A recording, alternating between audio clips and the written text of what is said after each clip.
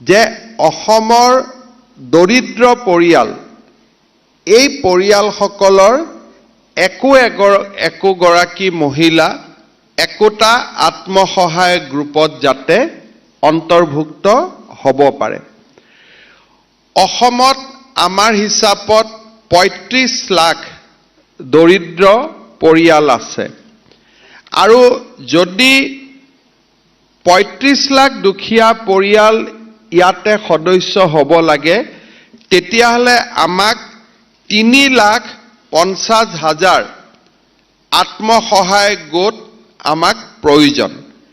আজিৰ দিনত আমি ৩,১৮,৪৯৫টা আত্মসহায়ক গোট এতিয়ালৈকে আমি নিৰ্মাণ কৰিব পাৰিছোঁ।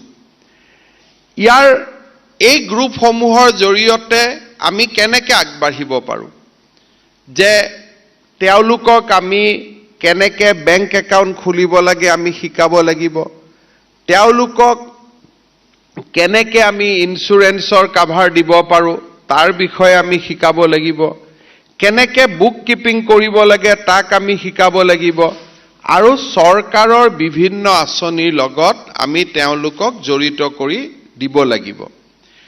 প্ৰথমতে গ্ৰুপ হ'ল, গ্ৰুপৰ পিছত আমি ৰিভলভিং ফাণ্ড পালোঁ আৰু ৰিভলভিং ফাণ্ডৰ পৰা আমি বেংক লিংকেজলৈকে গ্ৰুপ এটাক আমি লৈ যাব লাগিব।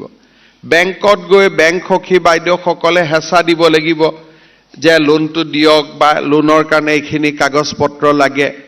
আজি আমাৰ ৰাজ্যখনত এই সেলফ হেল্প আত্মসহায়ক গ্ৰুপবিলাকক লগত লৈ আমি একোটা ফেডাৰেশ্যনো গঠন কৰিছোঁ আৰু অসমত আজিৰ দিনত আমাৰ ১৮,৫৬৪টা গাঁও সংগঠন হৈছে আৰু ৭২৪টা ক্লাষ্টাৰ লেভেল আমাৰ ফেডাৰেশ্যনো হৈছে। আজি আমাৰ অসমত কেন্দ্ৰীয় চৰকাৰ আৰু ৰাজ্য চৰকাৰ ASRLMত কেন্দ্ৰীয় চৰকাৰেও সহায় কৰি আছে, ৰাজ্য চৰকাৰেও সহায় কৰি আছে আৰু দুয়োটা চৰকাৰৰ সাহায্যৰে ইতিমধ্যে আমি ১,৬২,৭৮৬টা গ্ৰুপক আমি ৰিভলভিং ফাণ্ড দিব পাৰিছোঁ। তাৰমানে আমাৰ গ্ৰুপ আছে ৩,২৮,০০০, আমি এতিয়ালৈকে ৰিভলভিং ফাণ্ড আমি দিছোঁ ১,৬২,০০০ আৰু কমিউনিটি ইনভেষ্টমেণ্ট ফাণ্ডো আমি ১,৭১,০০০ গ্ৰুপক এতিয়ালৈকে আমি আগবঢ়াব পাৰিছোঁ।